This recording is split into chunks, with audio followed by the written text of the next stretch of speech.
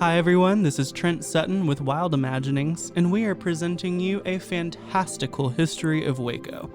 Fabulous tales of dubious veracity, written by Ashley Bean Thornton.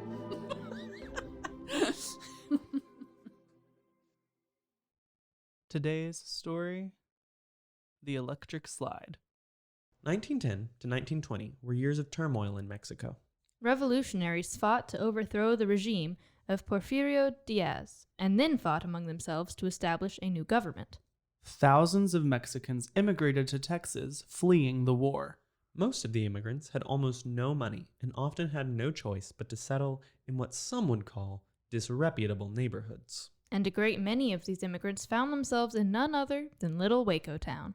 In Waco, the so-called disreputable neighborhood where they ended up settling was the neighborhood between 2nd Street and the Brazos River.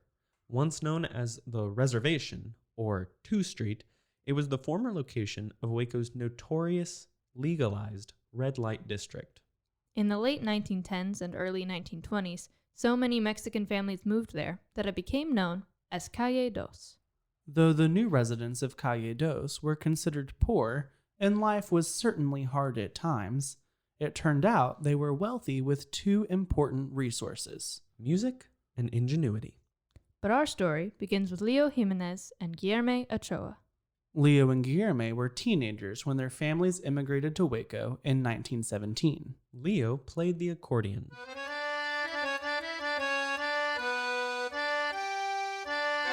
It was said that in Mexico, they had to pass an ordinance in his village that Leo was only allowed to play at night. If he played during the day, everyone within hearing would stop working and start dancing. Look, Leo, we all love your playing, but perhaps too much. Too much? Yes, Leo, too much. People can't just drop everything they're doing to dance to the music. It isn't practical. But I don't ask them to dance. We know, hijo, but they do anyway, don't they? And there's work around the village that has to be done. Yes. That's right. So we've decided that you may only play your accordion after the sun goes down. Okay? We love your music, but it needs to be a reward for hard work done, not an excuse to not work. I wasn't trying to cause any trouble. No trouble, Leo. Your music is just, well, it's too good. Too good? Just remember what we said, okay? After the sun goes down. Leo's neighbors warned that if you went to listen to him play at night, you should bring an umbrella, because migrating birds would be so transfixed by his music that they would forget to flap their wings and fall from the sky.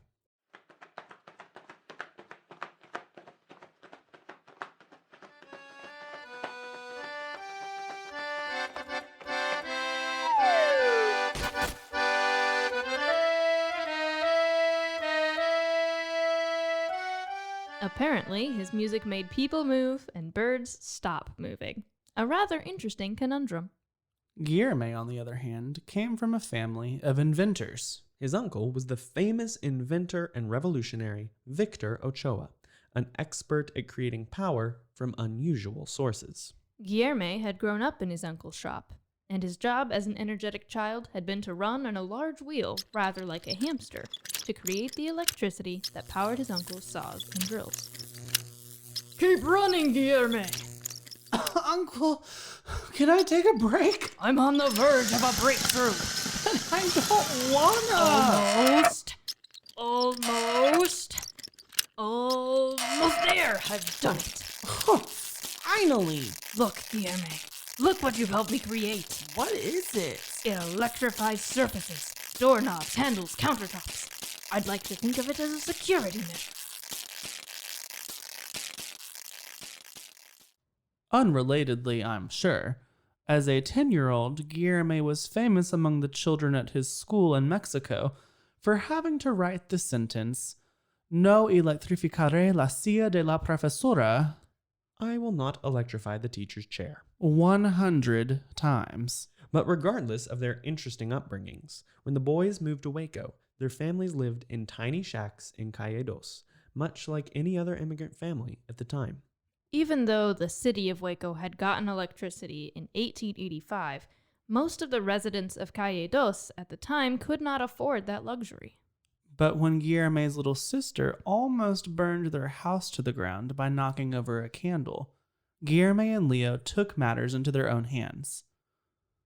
Just like that, I saw everything we had go up in smoke. Well, thank goodness it didn't. But what if I hadn't been home? Try not to think about it? Well, it just reminds you of the unfairness of it all. Why should we still be struggling by candlelight when the rest of the city has power? Well, I don't think we'll be able to afford that on our street anytime soon, Guillerme. It's just how it is. Our parents work hard. They work hard to give us a better life. Maybe this is something we can do. Oh? What are you thinking? I'm not sure yet. This is the first I've thought about it, honestly. Well, think, Guillerme. Think back to your uncle's shop. Surely there's something he did that we can use. Well, I don't think most households are going to want to run on a wheel 24/7. No, but it does prove that movement can create electricity. Well, when movement is captured, it does, sure. But like I said, the wheel in my uncle's workshop only worked when it was moving. So we would need a way to store it. Right. Otherwise, whatever it is would have to be perpetually in motion. Well, my friend, you think you can figure out how to store the energy? Sounds like a problem worth solving to me. If you can figure that out, I think I can get us the movement we need. Well, let's do this. For Calle Dos? For Calle Dos. The neighbors loved the idea, and soon a huge wooden platform was erected in an open field at the corner of Jefferson Street and 2nd Street.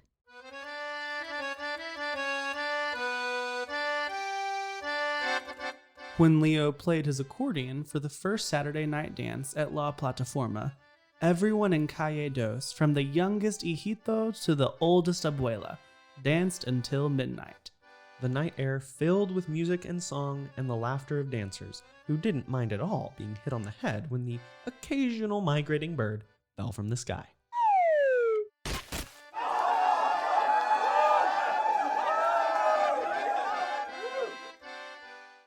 The experiment had worked, just as it had in Mexico. Leo's music sparked something in those who listened. Calle Dos was being given the gift of joy, hope, and hopefully power, all through the gift of dance. But as the neighborhood walked back to their respective homes, it was time for Guillerme and Leo to plan their next move. See? I told you I could get the movement. My accordion has never failed me yet. You were certainly right, and I think I have it worked out how we can harness the neighborhood's energy. The plataforma was a stroke of genius, Guillerme.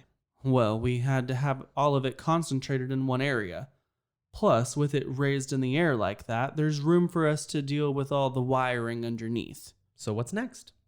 Well, we make a battery. Sounds easy enough. To you, maybe. I just have faith in you. I play, you invent. Okay, anyway, we make a battery, and then we have to wire it to the plataforma. We should be able to find some decent wire at the junkyard. We'll just have to insulate it ourselves. Perfect. Then I think we'll need to test it before we let everyone else know what we're doing. So this next Saturday it is. That's it. We'll soon see. Before the next Saturday, Leo assisted Guillerme to attach a maze of wires and resistors to the underside of La Plataforma and attached the wires to a huge battery. The wires would capture the energy from the bouncing of the dance floor and store it in the battery. Next, they attached the battery to a light bulb hanging from the ceiling in the shack where Guillerme lived with his family. The second Saturday dance was even more popular than the first. Almost the whole neighborhood showed up to listen to Leo play. They danced from dusk until midnight, only pausing long enough to clap between songs. But when the dancers reluctantly walked home in the dark at midnight, they marveled to see an electric light blazing from within the tiny house where the Ochoa family lived. Do you see what I see? Electricity? Guillerme, how could your family afford this? We didn't. Well, obviously you did. Look at that light. No, my son is telling the truth. There's no way we could afford power. But my son, you see, is a genius. He and Leo did this. You made your own electricity? That's right. Well, sort of. Really, all of you made the electricity. That's why I play. I play so that you will dance, and the electricity is made through your movement. So, our dancing did this? That's right. You see, I have an electric light in my house. Tomorrow morning when I get up before the sun to make tortillas, I will not have to know my kitchen by touch anymore. I'll be able to see my work for the first time. This is incredible. We're very happy for your family. We'll gladly continue dancing. Our joy is your light. But it isn't just for us. Right. Today was just the test. We had to make sure it worked like we hoped it would. This isn't just for me and my family. What do you mean? We want to bring light to all of you. Is that possible? We think it is, yes. We think we might be able to dance enough to power Calle from week to week. I'll just need your help to wire the homes together. Anything you need, Guillerme. Just tell us what to do. Within weeks, Guillerme had wired up every house in Calle Dos with lights and electric fans powered by the big battery attached to La Plataforma. Before long, extra lights even lined the streets so that it was safe to walk home at night. Never did I think I'd see the day when I could send my kids out to play after dinner. But with the new lights, I can watch them from the front porch and know they'll be safe. Well, I don't know about the rest of you, but I might like my fan even more than I like my light. I can actually sleep under a blanket now that it's not so hot. Or how about when you're cooking over that hot stove for hours on end? Oh, that fan is a lifesaver. You're right about that. Being able to read in the evening without straining my eyes. Or so. Or embroider. Guillerme and Leo have changed everything. I used to dream about the day I could save up enough to leave Calle Dos. Same here. Oh, I wanted to, but I also knew that even if I did save up enough, there wouldn't be many other places for someone like me to go anyway. But it doesn't matter now, does it? I don't suppose it does. I think we might just have the best neighborhood in the city now. And sure enough, the blocks surrounding 2nd Street became the brightest spot in Waco. Soon, other Wacoans began to take notice. They couldn't imagine how what had once been that neighborhood had suddenly become something almost enviable. They talked among themselves, brought up the issue to city government, but simply couldn't figure it out. Eventually, they had to simply ask.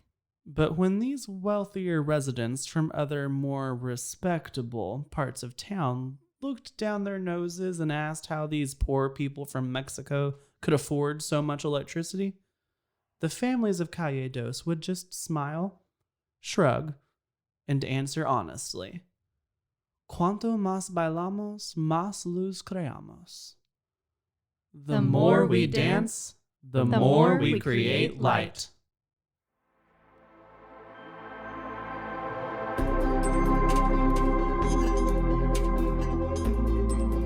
Thank you for joining us today for A Fantastical History of Waco, a podcast brought to you by Wild Imaginings.